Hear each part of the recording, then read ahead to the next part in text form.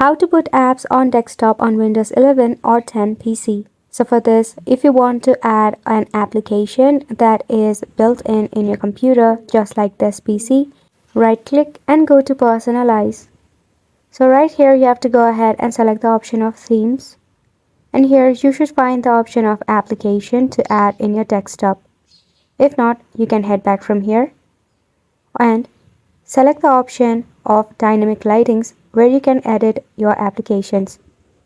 So what if about your install app? For that, tap on this Windows icon. Now here you will see all of the application pinned. However, if you right click on it, you will find nothing that will move them to the desktop. So simply go ahead and tap on all apps. Here you can browse through this list or go ahead and search for the application in the search bar at the top. To move in the desktop, simply press and hold and drag the application in the desktop side.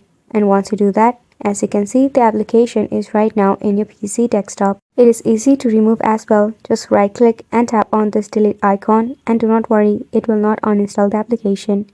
So we hope that you found this video informative to you, and thank you so much for watching.